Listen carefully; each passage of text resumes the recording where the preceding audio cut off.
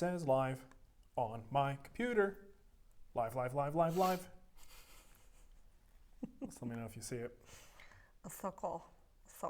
I love the sort of unknown that we're never quite sure if it's going to work. You would think consistency would be, oh, this is same software, same I'm consistent. thing. I know I'm consistent. Yeah. Consistently doing it incorrectly, apparently. I don't see anything yet. Neither do I. Okay, I'm seeing somebody. I see numbers going up, so we must be live. Wow, that was like a 40-second delay before it kicked in and started showing me stuff. We're just going to give it a couple of minutes, so if you happen to be one of the lucky ones watching this at the moment. 10 watching right now. We'll wait Enjoy your beverage. Wait for some people to come in. Yeah, well, I could show your vanilla porter. What I'm drinking today is our Breckenridge Brewery vanilla porter. And I'm drinking the poison, as you call it. The poison. That's the stuff that they use to clean. The sickness. They clean chrome bumpers with that, I believe, Nicole. Shut up.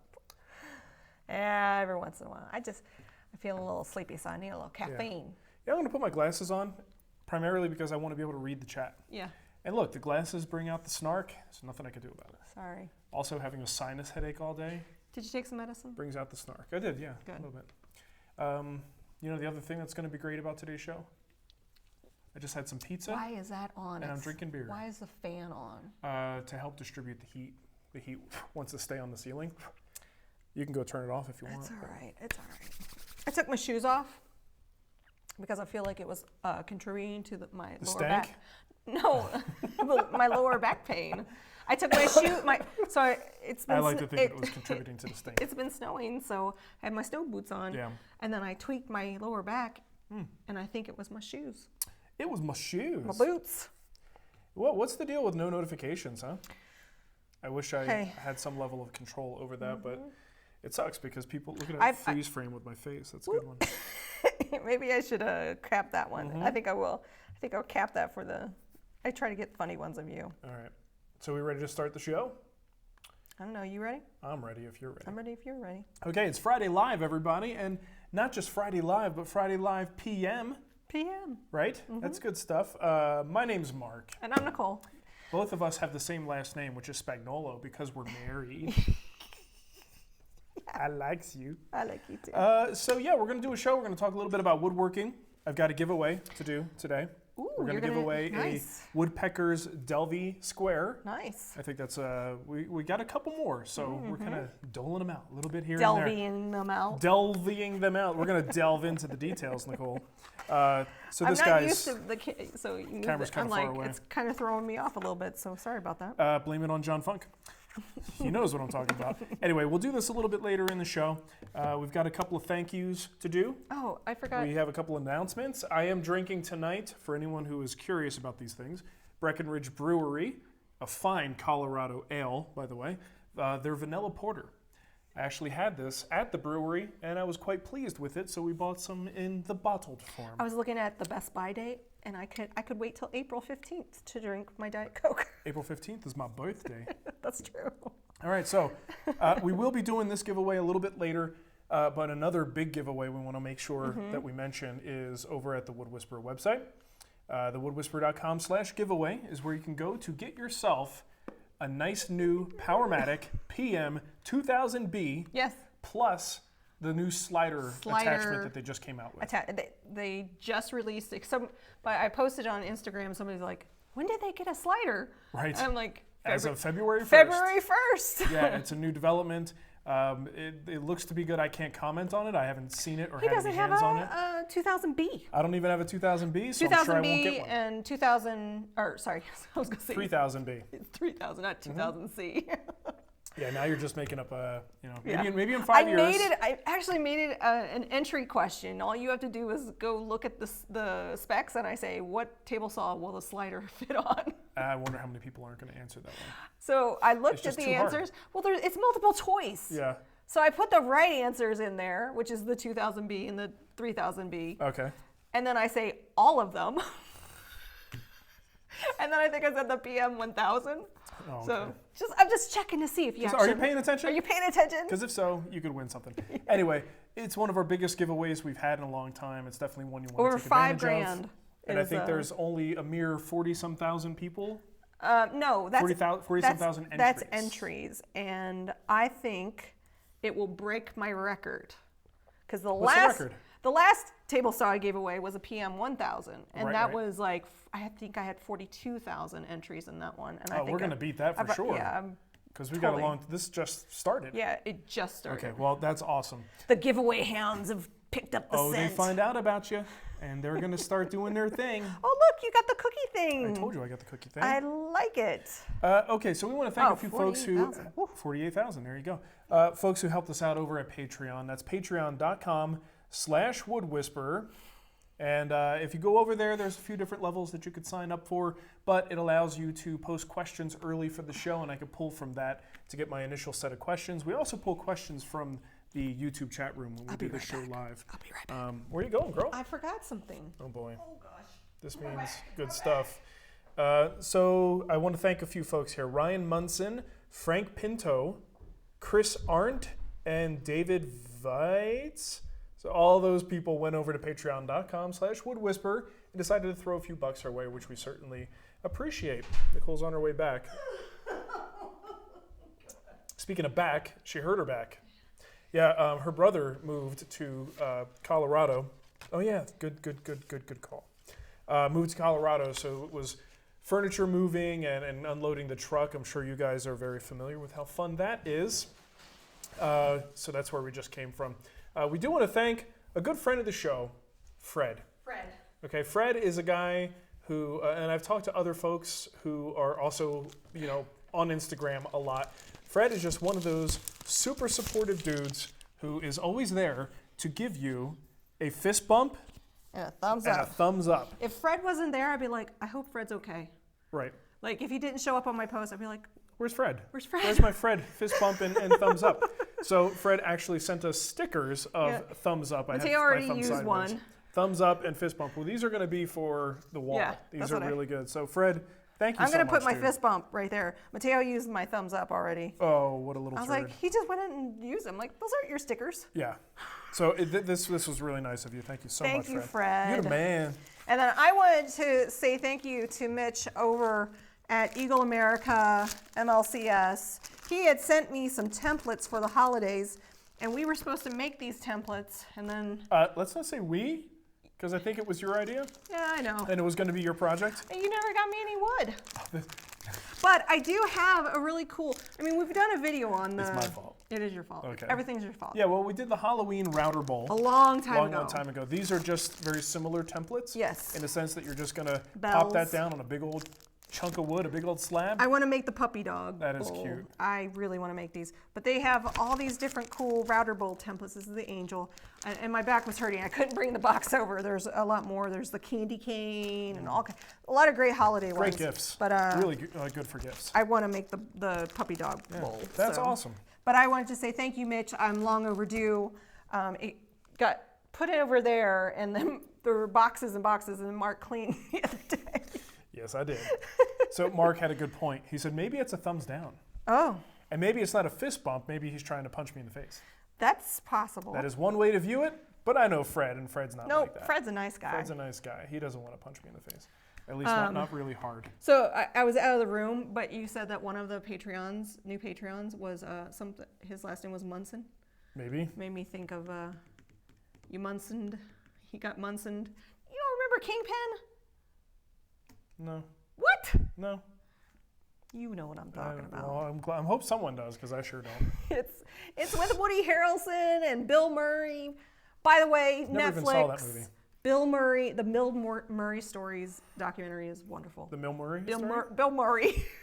I'm not sure that you said Bill Murray, but anyway, I'm with you. Kingpin, you Munsoned it, yeah. Okay. So there's people out there who know what I'm talking about. Yeah, man, I'm sure even Mr. Munson, I didn't get his first name. I just heard his last name. It sounds hilarious, Nicole. Yeah. I'm going to go to some questions now. These are questions we got from Patreon. Joe Waymuth says, been checking all week to see when this was going up live. My wife wants me to make an end table for our living room. I'm glad that she wants us to, a lot of you are going to be able to relate to this, wants me to make something for the inside of our house, but she doesn't want to leave the natural wood showing. She wants to paint it, and she wants it white. Since this is going to be of minimal use, basically for the remotes, magazines, she's going to paint it anyway. I was planning on making this out of some less expensive wood instead of my first choice, which would have been oak or cherry. Would pine be a good material to use, or should I go all Coloradan and make it out of aspen or some other wood species? Thoughts? You know what? It's not that big of a deal. It's under paint, you know, as long as it's... Easy pine. I mean, I'm from Missouri. There's a lot of painted pine in Missouri. Yeah, your brother unloaded some furniture today. That was some nice painted pine. Yeah. So yeah, nothing wrong with pine, nothing wrong with poplar. You know, they are going to be a little bit softer species just in terms of, you know, how much they dent and stuff like that. But paint provides a pretty decent amount of protection, not so much from denting, but it is a pretty thick protective layer. So you know what? Don't stress about it too much. It's go for a cost-effective wood. That's what paint grade is all about. Is being able to use an inexpensive wood, cover it with paint, and not worry about it. And you know, I think a lot of people get uptight about this, where they have a significant other who insists on something being painted, and they're like, I can't do it. Who cares? It's not a big deal. Make her happy. It's not a big deal. Make people happy. It's still made of wood, and it's still got a finish on it. It's just a finish with a lot of pigment. Well, yeah. That's a good perspective. It just is coloring. The grain is still there. It's just under the paint. It's fine.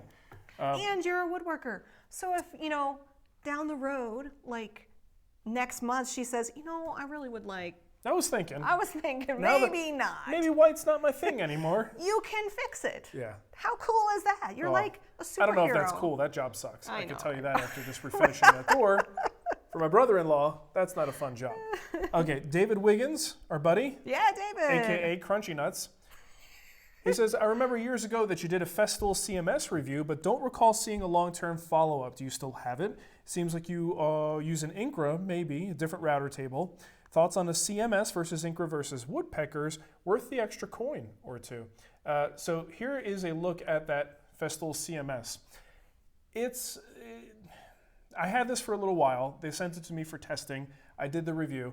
And I think if you watch that review, it's a little bit old at this point. It's several years old. It was Arizona. We're old. Hey, listen, lady. And I remember not really being too enthusiastic about it. Like, it was one of those things where I had my reservations. And I hopefully made that clear in the video. But the biggest answer to that question is the fact that it never showed up again. I think some people got a lot of use out of it. Some people enjoyed using it. If they're really in that Festool system setup, being able to put one of the Festool routers in there, which is difficult, if not impossible to do with most other lifts, they just don't accept Festool routers. It was nice to have a place to be able to put that router in there. But it had a few fatal flaws for me. I couldn't make above the table changes. You had to unlock the plate, take the whole plate out, then you're dealing with changing the bits that way. There were issues like safety issues, things that were just kind of in the way regarding the fence and a guard that goes in front of the fence. It had a neat little bearing guided miter dealy whacker thing, like a little slider deal. That was pretty cool, but it just was something I never really thought I would need very much, that a miter gauge wouldn't be able to satisfy on a regular one. So for me, it wasn't the right choice. It will be the right choice for some people, so definitely if you're interested in it, look at it. But for me, I did go with the Incra. I wound up with, I guess they call it the Works, and it's a really, really nice setup. Woodpeckers makes great setups too. You definitely can't knock them. I just went for the Incra. It had the features I was looking for, and that's what I settled in on. But Jessam makes great router tables as well. Woodpeckers is really good. I think Craig even has some stuff, and Rockler. Let's not forget Rockler. Rockler has a whole range of router table setups and prefab stuff that you could buy. So take a look at those as well. Do you want to jump in with a question? I want to address people saying, YouTube didn't notify me. So you might want to double check that you have rung the bell. Ring that bell, baby. So we're broadcasting on our Offcuts channel. So if you go to youtube.com/WoodWhisperer Offcuts, make sure you're subscribed, and there's a little bell next to subscribe. If you have not clicked it, or if somehow it got unclicked, you will never be notified that we are live from YouTube. And I've heard people saying, like, they repeatedly tell people you have to click this thing, almost as if it's like it stops working. Yeah. Or they changed something. Because I haven't gotten notifications in a while too, so I need to go back and look I at. always get notifications when we go live, and I haven't gotten one either. Yeah. So it feels like YouTube decided to reset something, maybe. Maybe. So who knows? you might want to check it. Okay. You have a question, or you want me to jump in? I always have questions. I have some super chats. I got a super chat from our friend Ben Ackenberg. Because I like you both so much, and I get to watch this show twice. Because he does the show notes. Oh, yeah. That's very nice. Thank you, Ben. Thanks, Ben. You're the man. I also got a super chat from Timothy Harris, but I do not have a question. I'm sure he probably wrote it in the chat, and I do not see it. So, Tim, if you're listening to my words, write your question again in the chat room, and I'll grab it. Grab it. Throw on the show. Okay, so Corey wrote in. He says, Mark, looking to order some Amana Tools countersink bits. Any suggestions on which ones to get the most use in your shop? At $30 to $40 a bit, I'm wondering if I need a full complement or if two would be good. Money spent with perhaps being money spent on other things. So here's the one that I've got. It's got that little gold rotating, non-marring surface there that serves as a stop. I love this thing. I can't remember who recommended it to me. It was a couple years ago now, but I've used the crap out of this thing. It's totally worth the investment. I've got a link here, Nicole. I don't know if you want to type that into the chat or not. Okay. But either way, I'll give you the link to this. The link will be in the show notes to the specific one that I purchased. They, of course, because screws come in different sizes, you may want to get a different size. For me, this works for just about everything that I use. I only have one. I didn't even buy two. So I don't necessarily think two is necessary unless you're really picky about your screw use and you use them a lot. Okay. So we'll put a Amazon link. I think I got it right. We'll see. You know what? That actually may even be it. It's got to be in our store already. If it's not, I'm adding it right now. It'll be in our Friday Live store. What's the shop? Amazon.com/shop/the WoodWhisperer. And there's a Friday Live section. You sure it's not shop.amazon.com? I hate those links. I wish we could just do our own link that redirects. I set it up. I know what the address is. All right, sister. Okay, we got another one? Yeah, sure. Okay. This is from Peter. Peter! He said to turn on QoS in honor of Josh Doolittle. I think our dilly for the show should be QoS. And then everybody has a drink. I like that. We also have one from Dominic Urano. Is that right? I don't even see it. Right there. Uliano. Dominic. I'm just going to call you Dominic. Please have a coffee or a beer on me. So happy that live was not at its usual time. Too busy today. Cheers. We like doing a PM show. By the way, should probably mention, this is because of you guys that we're doing a PM show. We don't mention it often enough, but anytime we go over the $2,000 mark on Patreon, we do a PM show. And if we do it every month, we'll do a PM show every month. The thing is with the PM shows, it's kind of difficult. We got to get our babysitter here. This time worked out because Nicole's mom happens to be here, so it was perfect timing. But it's a whole thing. Now that my brother's here. Right. So we might have some help more frequently. Yeah. But it would be once a month. We would do a PM show. There we go. And drink beer, and Nicole will have Coke. Yeah. Just don't want to. I'm not feeling so. Hey, nothing wrong with that, Nicole. I'm not judging you. Yeah, it's all right. I'm not much of a. I'm judging you on drinking Diet Coke over non-diet soda. I don't know. You have a question for me, or you want me to read? No, I have no questions. Okay. I had no questions. Stumptown Woodworks says, I've been slowly working on the design of a game cabinet to go in an alcove, walls on 3 sides, so basically a small built-in. It's near the dining room with floating shelves above. It's a small cabinet, and I'm leaning toward a single solid panel door that flips down. It'd be about 12 inches tall and then 40 inches long. I have the hardware figured out, but a panel of that size worries me. I don't want it to look like a potato chip later. Is that totally a bad idea? Or could I do a sliding dovetail batten on the back, or batten in like 2 to 3 spots? Bottom line is, he's worried about a panel 40 by, what did he say? So 12 by 40.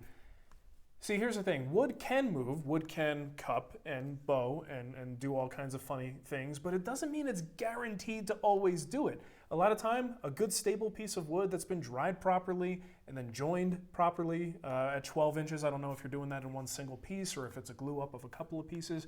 It's not necessarily a guarantee that these things are going to go crazy. Think about a tabletop. You know, a tabletop is really wide and really long. And while we do typically anchor it down to the aprons, I don't know how much those aprons are really doing to prevent that thing from bowing or cupping if it wanted to. So I think the key thing is to use good quality wood that's already pretty flat to begin with, so that after you mill it, it's probably going to stay flat. As you mill it down, take an equal amount of material off of both faces if you can, and then when you glue those pieces together, make sure you have good 90-degree joints. You don't have to have He-Man levels of power to close those joints because they're already nice, you know, pretty perfect, and you just put them together with a little bit of glue. Those should stay fairly flat. And I don't know that you need to go through all this trouble, but if you're really concerned about it, you've got the cleat idea that you're talking about. Reinforce it with cleats. That's just a belt and suspenders approach. Question is that going to look okay? I don't know what the style is or what you're going to do with that thing when it flips open, but if you don't want to see those cleats, that's out of the question. You could also do breadboards or something like that. You could do, excuse me, it's what happens when I mean... Is this dragon breath too? People want to see me drink beer and burp it all over Nicole. I don't know. So, I mean, there are things you can do as preventative measures, but I don't think you absolutely have to do those in this case. It's not that big of a panel. Also consider, if you have access to it, maybe try some quarter sawn material or even rift sawn. That stuff tends to be a little bit more stable, stay a little bit flatter, it kind of stacks the cards in your favor a little bit. So Timothy Harris did a super chat and said I should upgrade my beverage. Upgrade! Upgrade! Not tonight, not tonight. Matt here says, woodworkers fighting cancer? It's been a while. Yes, because we skipped. Well, it's off season. Yeah. We don't do woodworkers fighting cancer until like September, August, and we are planning on doing it for the 2019 year. I did a whole post on it about last year. Why we did not do it this past year. Yep. Stuart Johnson, how do you like using the small brass mallets versus the small brass hammer behind you? These little guys, these are from Lee Valley. They're fine. They're fine. I like the hammer format a little bit better. I like striking with a flat surface if possible. Though I gotta say, this blue spruce mallet, it's rounded, and I love it. Do you? Oh my goodness. I certainly do. This resin-infused material. Feel that. It's way heavier than you think it would, right? Oh. It feels so good in hand. It looks very light, but no, it's definitely not. It's dense. Yep. So, but a lot of times if I'm going to choose one of the brass ones, I like the hammer style. If you like a rounded surface, you've got a rounded side and a flat side on these Glen Drake models. But you know what? I bought these probably on a whim. And then, frankly, I don't know, I should give these away. I don't really use them. If I didn't have the Glen Drakes, then I would probably use these. But I always reach for the Glen Drakes. And I think it's just personal preference. The way this feels in my hand, I don't feel like I have quite as much control with a big, heavy brass head on it as I do when I'm using something like this. All right, this has a little more directionality. I could choke up on it. If I really need to hit hard, I could hold down near the base. But if I really want light taps, I could just choke up, and it kind of makes it part of my hand. So I just find the ergonomics of this to be more my style and my taste. You know what? We'll give these away at some point in the future. In the guild group? Yeah, maybe in the guild group. Okay. I'm sure someone could get some good use out of this. Okay. So, and it's 2 less mallets sitting on the wall behind me. It's easier for me to manage if I do it in the guild group. Sure. Okay. I have a question from Jason Brown. What finish should I use on a butcher block style top on a kitchen island? I don't plan on using it for cutting, but something that wouldn't be harmful for the next owner if they did cut on it. Well, there is the school of thought that it doesn't matter what you put on there. Nothing is going to, like, kill someone who decides to cut food on it. Film finishes are usually just going to off-gas, cure, and then become a layer of resin that's sitting on the surface. So I wouldn't really be too worried about safety. I would simply address the question of what you want with this thing. Do you want it to be shiny? Do you want a thick protective film?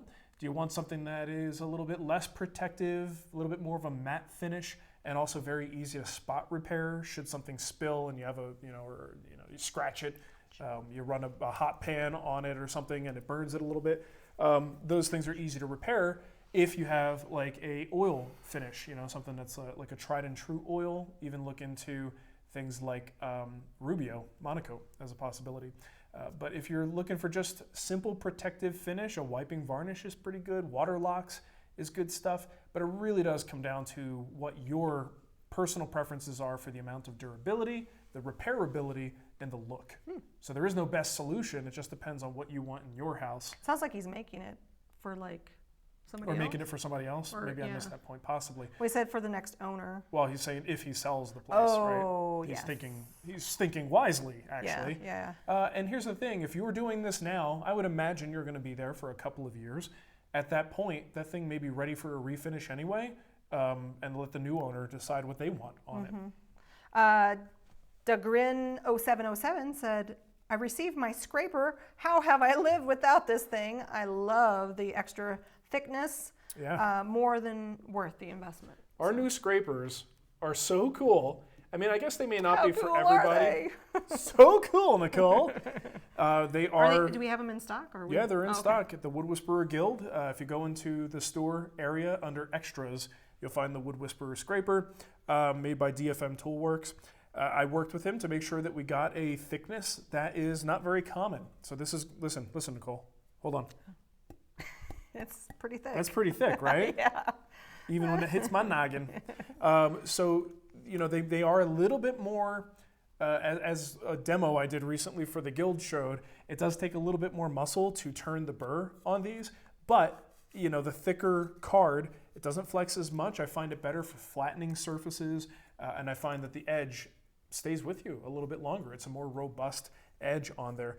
Just a personal preference thing. I've always liked thicker scrapers. I still have my thin scrapers, but you'll be hard pressed to find one thicker than this, with the exception of what I think I have a Stuart McDonald one that's like super duper thick. I'm sorry, I'm burping and I'm trying not to throw it your way. Thanks. I appreciate it. No, there's nothing I could do. This is nature taking its course, Nicole. All right, what else we got? I got a question from Jason Taylor. Does a countersink deep enough for plugs? I don't know what he was talking about. Oh, yes. the bit thingy. Yeah, most of these, I don't know about other brands, but specifically on that Amana, you actually do have, here, check this out. Here, I'm not going to cover up anything important. Yeah. This is great. Easy, Nicole. Hold on. I'm sorry. Countersink. That's your new nickname. You see that little screw on there? Yeah. If you loosen that, there's two screws. One will control how much of the bit protrudes. One controls how much of the bit protrudes, so you can drill a little bit deeper with the pre-drill bit portion, that little 1/8 inch bit. But the countersink itself, that can be adjusted up and down as well. So you could do not only a countersink, but you can counter bore in a sense, and then go a little bit deeper. I use that all the time. If you punch it all the way through, then you got plenty of glue surface to put a peg or a plug or something like this. All right, and watch this. Like magic, Yeah. boom, Nicole's back. It was so funny because I was able to yawn and drink the soda. You get a couple boogies out. Not have while to you're worry back about there. anybody seeing me. Scratch your butt. All right. We got a question from Harold Golden. You prep your next question. I'm ready. I'm going to turn bowls from cedar. What finish would you recommend to keep the color but still provide protection for long-term use? Well, you know what? This again, finishing. The world of finishing is so up to personal preferences. It's so hard to give solid recommendations in like speaking in absolute terms. You know, what are you doing with the bowl? Before we worry about like preserving the color and, you know, making sure it has the look you want, let's talk about function. What is this bowl being used for? It's going to be a popcorn bowl? If it's a popcorn bowl, walnut oil. Yeah, That's the way walnut I go. oil. My popcorn bowl that Ashley turned for me is one of my favorite possessions. I love that thing. I feel it full of candy too. I know. I don't want the candy. I want the popcorn, Nicole. So I just used Mahoney's walnut oil on that. It was fine. Tried and True oil is another good polymerized oil. But, you know, if it is for food and you just have to make that decision, do you want that film finish in there? If it's for food contact, I think it's fine once the film dries, just like we talked about with the butcherblock top. But I don't know. I mean, it's what you want. That's the tricky part. Oh my gosh. Hard for me to make that call. But the oils will definitely bring out a richness. It'll add a little bit of an amber color. And I think if you've ever seen any wood, walnut, cherry, any of these woods, as soon as you hit them with a finish, especially oil-based finishes, they just pop. They just like transform in front of your face. So those would be my recommendations in general. But tried and true oil, Mahoney's oil, those are all food safe oils that do cure. Mineral oil, not your best choice for something like that. Jordan DeMoss just did a super chat, and I was like, what? He said, big gulps, huh? Big gulps, huh? Gulp.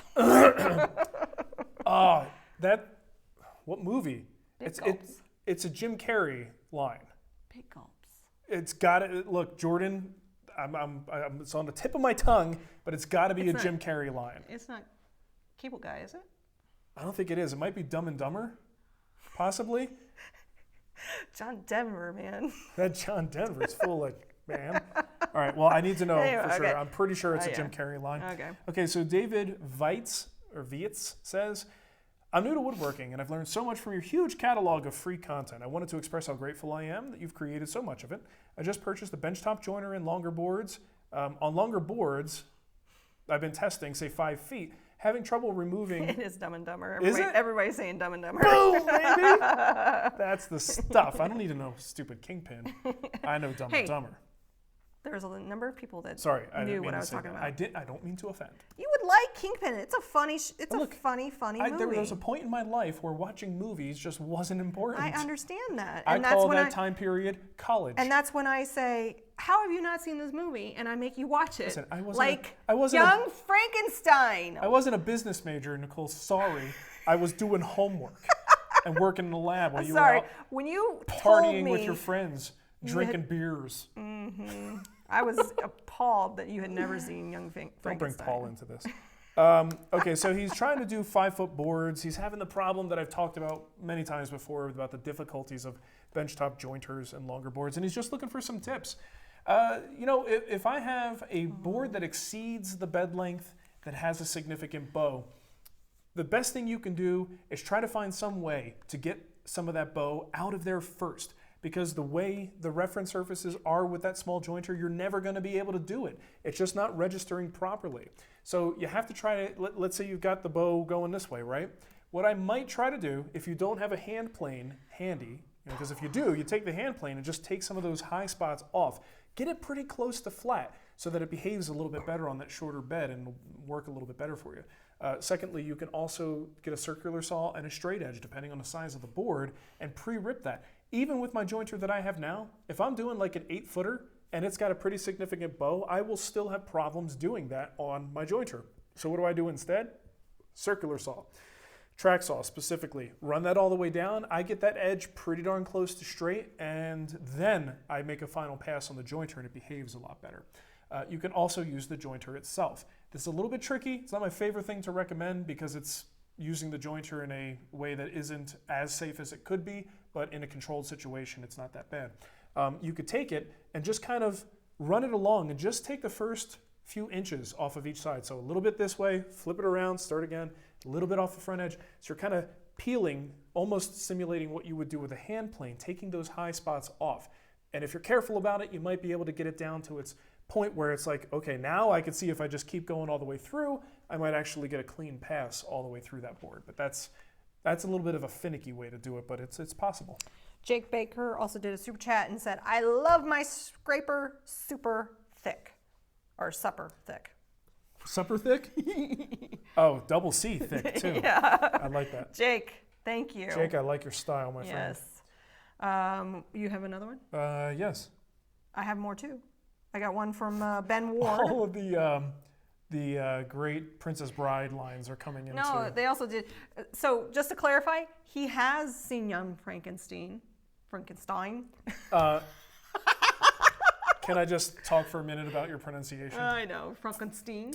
It's Frankenstein. Frankenstein. Frau Buka. But anyway, I made him watch it, so yeah. Oh, well, now it's like a yearly Halloween tradition. So there was a and we go, roll, Lindsay, hey. There was a game back in the early 2000s called Seen It. and it was a DVD game. Oh, yeah.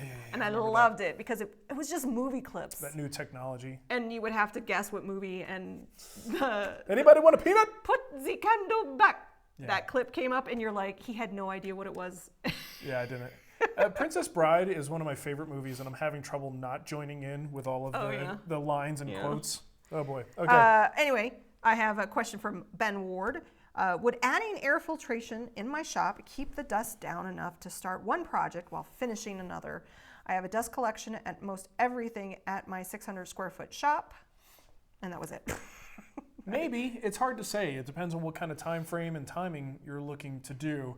Didn't you add that big fan to try to suck out the dust? Yep. And it's a little bit tricky. At the end of the workday, even if you have decent dust collection, you're probably going to have some airborne dust. So, it's a little bit tricky. You have to figure out, and actually I'd have to sit here and think about a strategy that would work, because if you say, maybe do it at the end of the day, well, now you got to wait for the air cleaner to clear the air, then put the finish on, and then go home. You have the opposite situation where you might just say, first thing in the morning, after this thing is run overnight, let me do my finish then. But then you're going to create more dust in that space, right? So just keep in mind that air cleaners, the squirrel cage ceiling mounted type, the new Powermatic one, they're really intended for after the dust stops. Now I keep mine on all the time, but the point of them, the whole idea is that they're mixing the air in the shop to try to clean it and cycle it. So if you're actually trying to get finishing done at the same time, those things are kicking dust up intentionally. It's not until they really have time to run for a while that the air actually starts to truly get cleaner and in a situation where you're not going to get dust in your work. I think your best bet, if you have at least decent dust collection, is I would just do it at the end of the day, because that finish needs the best chance of curing and becoming non-tacky after the dust has stopped being produced. Excuse me. So if you can... This is the Burp Show. I'm sorry. I can't hold it in. I also can't talk. I know. I mean, while it's happening, it's not one of my talents. I've done this before where they go... So anyway, my stepbrother, we used to go to Quick Check in New Jersey. Yeah. And he would get Yoo-Hoos and Slim Jims. Oh, God. And then he would burp into my face. Oh, God. It was the most vile thing ever. You would instantly just be like, I've had a few Slim Jims in my day, and they even make my nose hurt. Yeah. What was I just talking about? I don't know. It doesn't matter. I didn't completely finish my thought. Okay. So yeah, I would, if you can, try to finish the dusty work as early as possible. Let those things run for at least a half hour, 45 minutes. Let the air cleaner run, and then apply the finish to the project. I would actually turn them off while the finish is drying. I don't want to circulate dust while finish is actively drying. That's my best recommendation. Everybody really wants to know what your favorite Princess Bride quote is. Do you have a favorite? There's a lot. There's a lot to call your favorites. Just like the first one that comes to your mind. Well, the first one I think that comes to anyone's mind is the "You killed my father, prepare to die" line. I always think of Inconceivable. Inconceivable. Billy Crystal's character, and when he's talking about being mostly dead. His character is amazing in that. It's all right. I could go on all day. The little Sicilian guy. Yeah. He's got to be the best part of the whole movie. Alrighty, we got another bunch of questions. I've just been pulling questions left and right. Timothy Harris wants to know what board games make it to the gaming dining table, coffee, or dining version these days. Shoots and ladders. Blocks. Blocks. Puzzles. Lego. Yeah, Lego. No, the last time we actually had like a real gaming event on that was that music DJ game. When our friends were over. Drop Mix.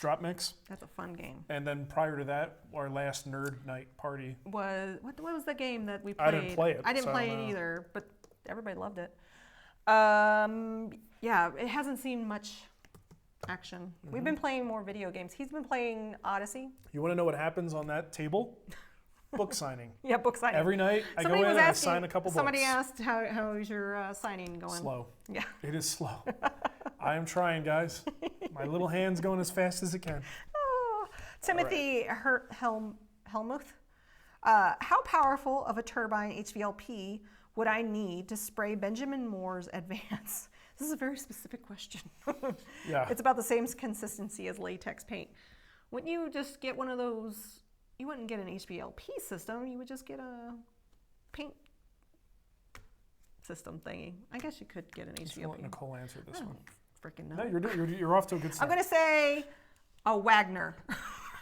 You're not that far off. If you have a very viscous, thick-bodied finish, an airless paint sprayer is not a bad idea. That's what Nicole's actually talking about. The airless units are meant to just spray very, very thick liquids like paint. So if you have to do a lot of that stuff, sometimes some of these new... Oh, they said the video froze. We're frozen. Oh, no. Let me go. Hold on. Can you hear us? Can they hear her? Can you hear us? Hold on. He said not very flattering. That is a good picture.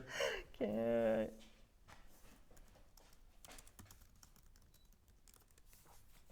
I'm going to try something dangerous. I'm going to turn off the camera. Oh gosh. Audio is fine. Oh, they're two separate feeds. They can't hear us. That's awesome. Okay. Yeah, Peter, we know. Peter, back off, dude. Back off, Peter. I'm working on it. I hope we don't have to do another two-parter. I'm going to do everything I can to prevent that from happening. Let's see. Is there like a refresh button? Camera. I'm going to Yes, switch. Peter, we know. I'm switching cameras here. Look at this view. Worst case scenario. Oh, that's terrible. Well, it is. It's my laptop. But worst case scenario, we will use that view. Oh, that's hilarious.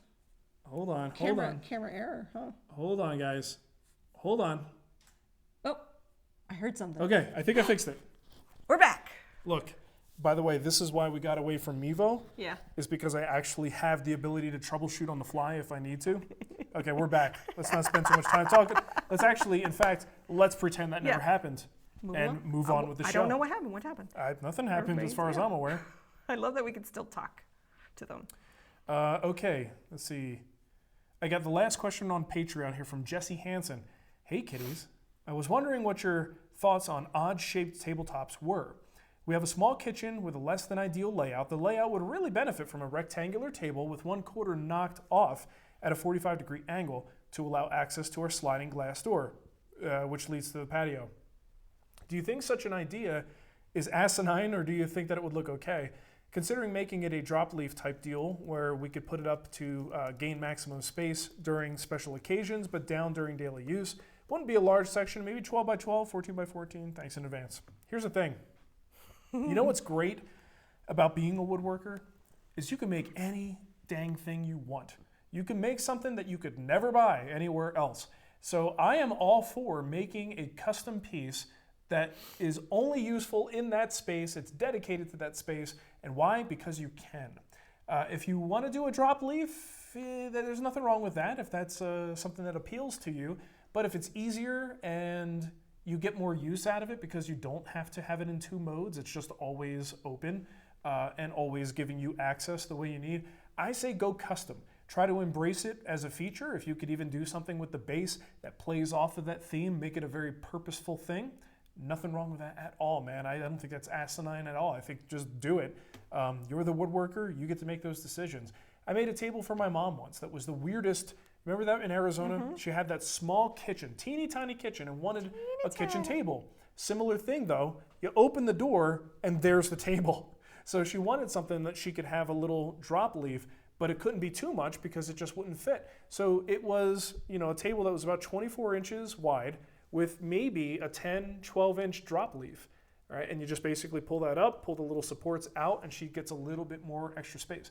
Is that table useful anywhere else? Oh, and it was against the wall on the other side. Is that useful anywhere else? Probably not. Honestly, I don't even know where that table is. Maybe it was sold with the house. Maybe. I don't know. But embrace it. Go for it. You have the power. Make it happen, Captain. Make it happen. Let's see. We got a question from...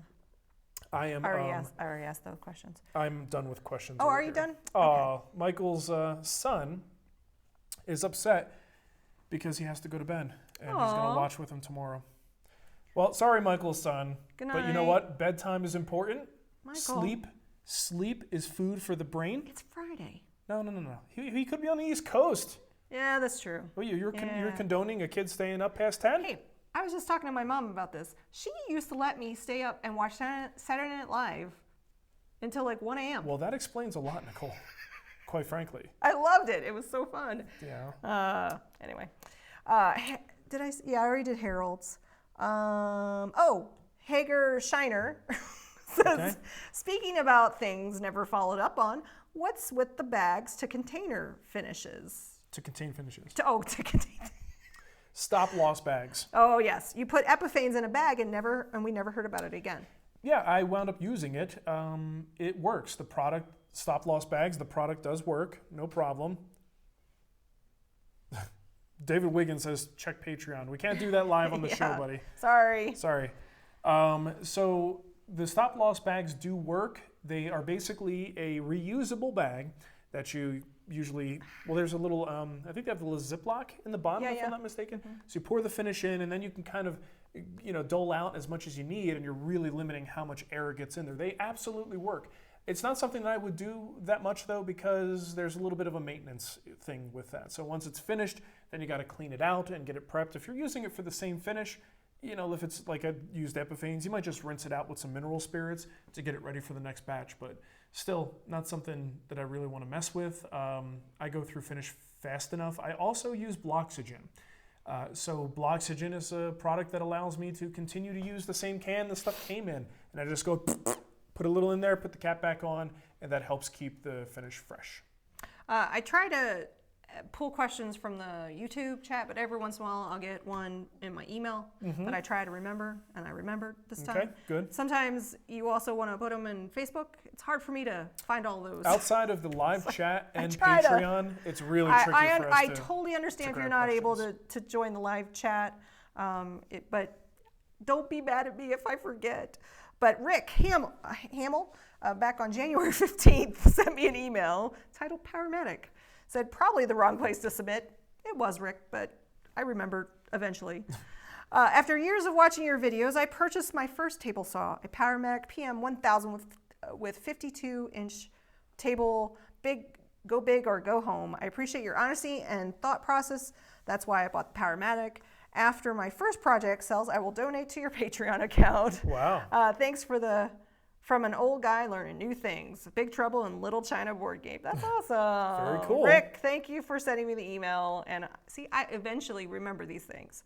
So, and I'm going to try to remember to go to Facebook, because I think I might have one there too. Okay. We also have questions from Scarmanel. Can you work the edge of your scraper with the Lee Valley scraper sharpening kit? Yes, you can. We did that in the recent guild meeting. I wanted to test it for myself. Lee Valley has a, multi-angle burnisher, or something like that. And I was curious because it's a little plastic deal with a slot in the middle. I was curious if the thicker scraper would fit in there. Works just fine. Awesome. Yep, totally. Totes, man, totes. All right. I also have a question from R.J. Johns. GeForce Racing 20. My parents have asked me to make them. My parents have asked me to make their cremation urns for them. I think you have a video on this, but you it's made... not a cremation urn. But it's read the rest of the yeah, question. okay. But do you know the ideal dimensions for average-sized humans? Are there regulations to consider? I can actually guide you to Etsy, because I am looking for an urn for my father. There's a guy who makes them, and he actually gives the calculations. Okay. And I was going to put that in there, but I talk about your what you did for your uncle. Well, what I built was a memorial box, and the idea was my uncle's ashes were going to be split between his wife and his two children. So the kids got a smaller box that they could then put the ashes in. This memory box was meant to be big enough to take my aunt's portion as well as memory stuff, cards, things from the funeral, whatever she wanted to put in there for her own purposes. So that was the idea and why the box was about this big. But again, some of those ashes went elsewhere. Yeah. So go for what Nicole is recommending. So it's a Etsy store called Custom Coin Rings that I found. Or wait a minute. Yeah, Forever Loved Urns. Forever Loved Urns on Etsy. And they actually have different sizes on there. Guy's got great ratings. He does amazing. It's granite like etched. Like, wow. So I was gonna get beautiful, one of like black and white portraits and stuff that are on these things. Holy smokes! So yeah, in the description, and I'll put this in the listing. He talks about a buyer has a choice between 150 cubic inches up to 250 cubic inches. 1 cubic inch of space per pound of body weight. Well, there's your number. Before passing. Cubic inch of space per pound of body weight. Yeah. So I'll put this listing in the chat for you. So 175 pounds. It says the person's weight is 175. You'd want to purchase a 200 cubic inch urn. Yeah, so that at least gets you a starting place. Yeah, that's helpful. I know that's a, why can't I do that? You're not allowed to post a link? I'm not allowed to post a link. Just Google Etsy or go to etsy.com. Forever Loved Urns is the Etsy store. Mm-hmm. So there you go. And I bet you they'll let me put that at least, you would think. But anyway, that is what I found. Yeah. All right, we got another no more super chat, sorry. Steve says, hi Mark, I asked you in your AMA yesterday about your marking knives. What brand are yours? Thanks. It's just Skin Steven. I don't know. You got Jim Carrey on the brain now. Yeah, I know. I've got a check edge tool is the one that I use the most. It's a very small blade, fairly thin, and a nice, really comfortable, well-made handle. I'd have to go over there, and I don't want to take my mic off to see, but none of them are really like big name brands. I've got a couple that were gifts from makers, people who make these blades. But it's one of those things that I wouldn't really worry about shopping by brand, shop by type. Just in relation to, do you have the sharp point, 2 bevels, bevel on one side, no bevel on the other, whatever you're looking for. I don't think the brand is that critical when it comes to a marking knife. Let's see, Mike Davies says, hey Mark, how would you cut an inch off of the end of a 3.5 inch workbench if you can't take the top off and your circular saw won't go that deep? Handsaw? Handsaw? I would just use a handsaw. Well, there you go. And then, use a block plane to clean up the edge or something if you need to. But yeah, handsaw is the most, if you can control a handsaw, ask people like that Ding Dong Shannon. Once you understand how to use handsaws, the possibilities opening up where it's like, oh, I don't have a circular saw that goes that deep, and a hand tool person is like, what? Just use a bigger saw. Yeah, I would probably go with a handsaw. We also have a question from Stuart Johnson. Stuart. I knew you were going to do that. How do you like using this? Oh, we already asked this question. Never mind.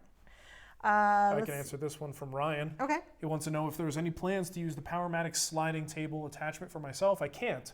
It's designed for the newer PM2000 3000B. It is not, at least out of the box. They don't recommend that it be fitted to other. I mean, you and I both know that this most likely could be adapted in some way. And that's what they said. But it would like be a warranty issue and potentially a safety issue. So that's why they don't recommend it. So they probably will not encourage me to do that either. Here's the other thing. I don't know if you've ever really looked at the layout of my shop, but the space in this walkway is not really conducive to having something stick out another 3 feet or however big that is. I'm not so sure that I would want one here because it would be... Well, you would have to move. I'd have to shift everything over, and I don't have the room to sacrifice over there either. Yeah. And you know what? The way I use my Festool setup on the floor and the MFT, it negates the need for a slider for me. But if they wanted to send you one, we would make it happen. Well, I guess the boss has spoken. Travis Dewey says, I'm working through the round build, but I don't like the leg vise. Oh, Roubo build, but I don't like the leg vise. What do you think of using the Veritas twin screw vise in its place? Ouch. It's fine. If you like it, that's fine. I'm not a big fan of the twin screw. Just personally, I had one in the past, and it felt very slow. I always had issues with the chain, and just the format in general was not that fun. But if it's something you like, I think it would work just fine as a substitute in that location. David Wiggins, you can actually put that question up there. Oh yeah? Where? I don't see it. David Wiggins, he's one? right there. Yeah. Okay. Curious as to your advice, what would be the best way to get your furniture out there for public consumption? Social media, if so, Instagram, Facebook, Etsy, something local, other. Market seems to be so saturated. You're right, David. And it's way more saturated than it was when I was actually trying to sell my furniture. Yeah. So I may not be the best person to answer this. Because the marketplace is also more educated because there is saturation. Maybe. I feel that, it's probably easier to find clientele now. Yeah. Because when we were starting, we're putting business cards in Schlotsky's Deli. That's what we were doing. Yeah. That's how I got one of my best customers, actually. It is. But of course, social media is important. I think you got to be careful with social, though. You don't want to necessarily shotgun it. I think it's probably more worthwhile for someone to spend time focusing on a platform, getting some traction there before really just putting it everywhere and getting nothing from all of it. I think Instagram's probably pretty good to some people. It's an interesting platform. The hashtag, like understanding hashtags and... Yeah, I mean, listen to Made for Profit podcast. Those guys know a lot about utilizing Instagram and getting the most out of it. But again, I don't feel that comfortable answering this because I haven't tried to sell something like a piece of furniture. I sell education. Right. And I want people to go, ooh, ah, I want to make that, not ooh, ah, I want to buy that. It's two different customers. So I don't have great advice. I honestly, I'm trying to remember some of the advice we've given a long time ago. Finding an interior designer, partnering up with someone that actually works with clients looking for custom pieces, trying to network, going to those home shows, things like that. Finding realtors that maybe someone bought a house that needs a specific piece of furniture built. Yeah, if you could find realtors that deal specifically like in high-end custom homes. Yeah. I know for the first couple of years, like anytime I had a question, I would call like about a service person. I'd first contact a realtor and say, hey, do you have any recommendations on someone who you work with, just to get a trusted recommendation. So if I was a person looking for built-ins to be done or some custom woodwork to be done, knowing that a realtor is just really resourceful with these things might be neat to connect with one. Check out the website thumbtack.com. I have had some, I don't like Yelp anymore. Do not like it. I started using Thumbtack a while back. Look at that, I rhymed. And we found the Dylan, who just refinished my brother's floors through Thumbtack. And I love this service. Yeah. It's like Yelp meets Messenger, and there's I just really enjoy this service. So if you can get yourself on Thumbtack, I'm having fun. And it's been good so far. Yeah, things that I'm like, I have no idea how to find somebody to do this. And I'm like, I go in there and I'm like, boop, boop, boop, and sends out quotes, and it's great. I love it. So yeah, check it out, Thumbtack. What's a realtor? You want to do that one? When's Wood Talk coming back? I think I answered this last week, and I answered it by declining to answer. Yeah. We're going to record a show on Sunday, I think it is, right? I think Sunday? I pushed it to Sunday. Okay. That'll be our next recording. Geraldo Rivera says, hey, Mark and Nicole. Hey. I had no idea you were a fan. I didn't. It's not Geraldo, it's Gerardo. Gerardo. Sorry. Atta girl. But I think he's asked questions before, and I think we've done this to him before, so I apologize. We're very predictable in that regard. What finish would you recommend for a table saw extension table? Any finish you want, man. That is not something where the finish is going to matter a whole lot. You want something that probably is, going to be smooth and something that doesn't give you a lot of friction. So I would probably just get something cheap, a wiping varnish, call it done. I don't think you need anything special for something like that. If you are new to finishing, take this and all shop furniture, take it as your opportunity to try something you're not comfortable with. It's a nice big surface. So if you've been wondering how hard is it to apply a wiping varnish on a dining tabletop? Well, pretend it's a dining tabletop and do it and get some first-hand experience with it. Use it as a finishing practice. Speaking of shop, Mike, see, this is what I want to do. Can you actually, yeah, there we go. How do you do that? You just click on it? Oh, there's you have to have the special touch. I can't read it. I'm not wearing my glasses. I'm like Biff. I'm the only person who could start this car. Michael wants to know how you determined your shop setup. It's a hard thing to really nail down. I just kind of habitually have certain things near other certain things. And I have my absolutes, what I must have in a certain position, and then I make things work around that. Just off the top of my head, I'm sure I could come up with a really good article about this, but if you have windows, it's a good idea to have your workbench near a window or an area where you're doing some finishing. Natural light can be really helpful and make it a pleasant experience to use your hand tools, right? So that's usually, also with finishing, I want to be near a window if I can for good ventilation and air circulation. The table saw, I want the table saw positioned typically with the long dimension, because if you think about putting big sheets of plywood, you want to make sure that you can have plenty of infeed and outfeed space around your table saw. So my shop is a big rectangle. My table saw is aligned, I guess it might technically be perpendicular to the length, but think of the motion of long boards. That's in the same orientation as the long dimension of the shop. And I want that to be somewhere sort of in the middle of the space. I put my jointer over on the outfeed side of my table saw, just because it's out of the way. It's not going to get in the way of any cuts, and I can kind of just nest it in there. And then my planer and drum sander, they go together because they're very similar operations. So you feed things into one, you could feed them back through the other if you maneuver them the right way.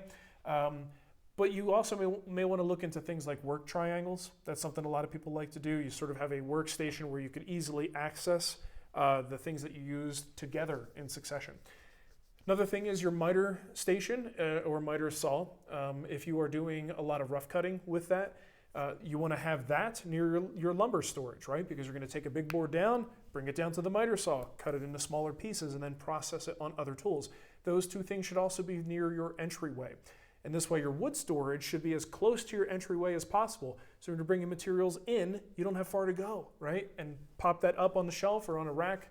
And then again, the miter saw is nearby, so you could take it off the rack and start to process it. Dust collector, think about dust collection. That's a whole different topic, but just common sense things. Think about the distance you're going to have to walk to empty the dust collector bin. So if I put my cyclone in this corner, that would be terrible because I got to walk all the way over there to empty it out. So mine is in that corner, a little bit closer to the front door. Makes it easier. Somebody said, just move your shop 8 times and you'll figure it out. Eventually, it just becomes second nature. I have no idea why. All right, we should probably yes, wrap it up here soon. my feet. I'm not wearing my boots, so I'm actually cold. I'm gonna pick a winner. Oh yeah. For the Delvey. We're gonna delve into this right now. Yeah. With the Woodpeckers Delvey Square. I'm going to give it to my man, Geraldo Rivera. There you go. As a payback for my wife messing up your name. Somebody said Justin Hill said, I just come here to hear Nicole pronounce names. It is a thing to behold, my friends. So what do you want him to do to give you his information? Just email me, nicole@thewoodwhisperer.com. NICOLE. Give us your address. There's no H in there. We will ship this bad boy off to you. It's brand new. I've only touched it a few times. Might even have my fingerprints on it still. Give it a little kiss. But it's a nice little Delvey square. It's going out to Geraldo. All right, anything else? Do we want to pick a guild winner or? Yeah, we can pick a guild winner. You got a question you want to pick? Yeah, hold on. Let me see.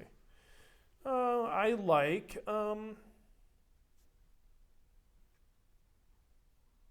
Sorry. How about Corey? Corey. Corey. I just have Corey. Okay. So he's on Patreon. Patreon as Corey. As Corey. Oh, Jordan. Corey, you're going to get a free project. And Jordan, you are very, very kind. Dude, Jordan, what are you doing there, man? So. That's pancake money. That is pancake money. Well, thank you, Jordan. Mateo told me he wanted to go to McDonald's for pancakes. Oh. I don't know why, but. What's wrong with this kid? I don't know. He's weird. Yeah. I love him, but he's weird. Awesome. Okay, anything else we're good? I think we're good. Okay. You guys are awesome. Yeah. as always. Have a wonderful weekend, everybody. Nick Thimer. Nick Thimer. Thimer. There you go, Nick. Hope you enjoyed that. Is there anything else I wanted to say? I don't think so. Enter if you can. If you live in the United States or Canada, enter into the giveaway. Yeah. Because you know what? Another thing we haven't mentioned in a while. A lot of people get uptight that the giveaway is only U.S. and Canada. Yeah. We say it all the time. This is not because we want to be jerks. I had a couple people on Instagram bring things up as if it's like our personal decision to discriminate against international. UK. the one guy. Bye, Ava. We're almost done. We're almost done. We'll be in a minute. Okay. We'll be right in there. But the reality is sweepstakes laws are very difficult to navigate as soon as you get outside of the U.S. We figured out what we need to do to be on the right side of the law of those Canadians. But anywhere else... If Canadian wins, I ask him a math question. We have to ask him a math question. Yes. But the sweepstakes laws outside of the U.S. are very complex, and it opens us up for a lot of liability. Lots of, forms that you have to fill out, and in Australia you actually have to create an escrow account. It's it's so involved. It's nope, can't do it. Yeah. So it's not even a lot of people will say, oh, they don't want to ship it all the way over here. So does international giveaways. Yeah, I'm they like breaking the law because I'm sorry, I don't care who you are. If you're opening up a giveaway as a sweepstakes to the entire world, you have to have your bases covered. And that's why even the biggest companies that do giveaways restrict the countries that are allowed to participate. It's not our invention. This is just the way it is.